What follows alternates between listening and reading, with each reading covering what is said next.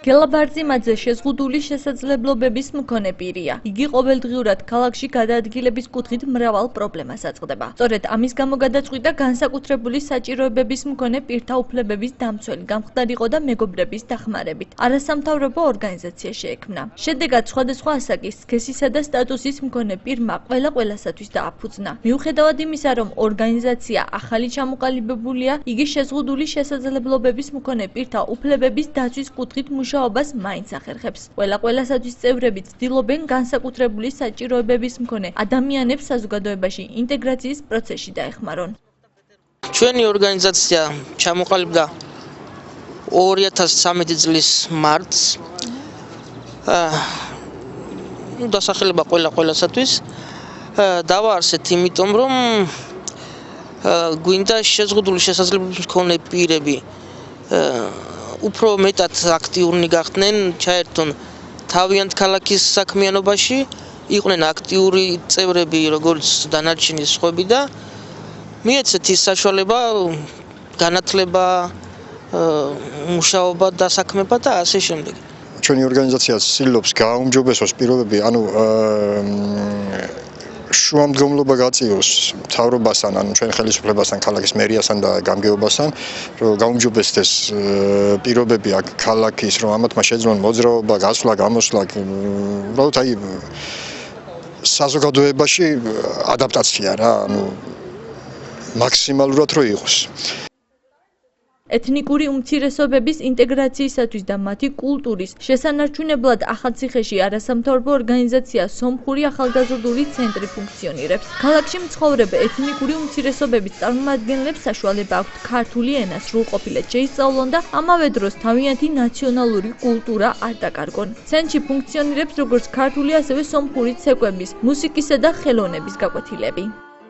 ჩვენ ყველაფერს ვაკეთებთ, რომ ქართული ენა და ლიტერატურა კარგად ისწავლონ, რომ როგორც მოქალაქეები უნდა იცოდნენ რა, აუცილებელია უნდა იცოდნენ და ჩვენ ყველაფერს ვაკეთებთ, რომ ვაფშე ქართული ისწავლონ და ყველა პროცესში, რომელშიც არასამთავრობო ორგანიზაციები ჩართულები არიან, ჩვენც ვართ, ბევრი შეხვედრებზე მივდივართ და ყველაფერზე, მაგრამ ჩვენ პოლიტიკაზე არ ეხებით, ჩვენი მარტო კულტურ საგანათლებო პრობლემებზე მუშაობთ.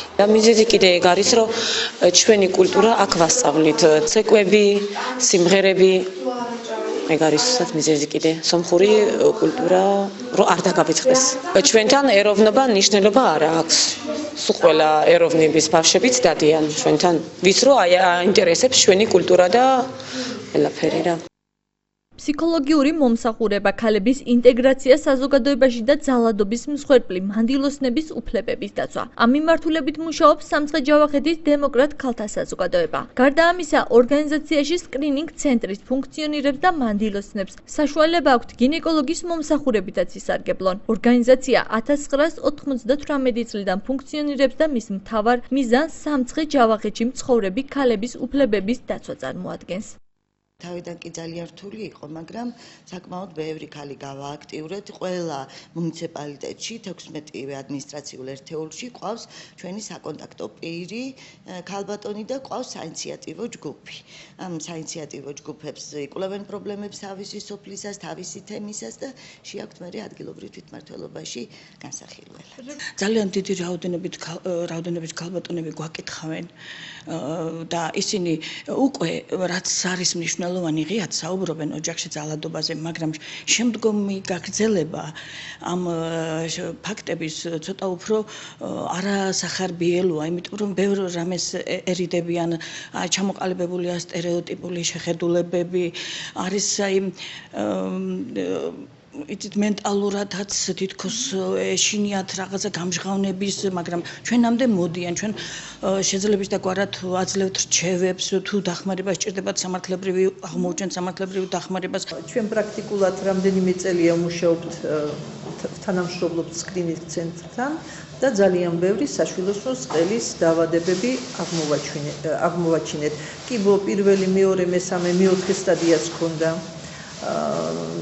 ეს რაც აღმოვაჩინეთ და რამდენი ქალი გადავარჩინეთ, ეს არის კიდე საკითხავი, იმიტომ რომ როცა არის კიმბოს წინამდებარე დაავადება, ჩვენ ამას ვკურნალობთ. მიუხედავად იმისა, რომ სამივე არასამთავრობო ორგანიზაცია სხვადასხვა სპეციფიკისა და მიმართულებისაა, მათ მაინც ერთი საერთო აქვთ. ისინი ადამიანების კეთილდღეობისათვის, საზოგადოებაში მათი ინტეგრაციისა და უფლებების დაცვისათვის მუშაობენ. მსოფლიოში სამოქალაქო სექტორის რიცხვი დღითი დღე იზრდება. საქართველოში კი მათი რაოდენობა 10,000-ს აღემატება.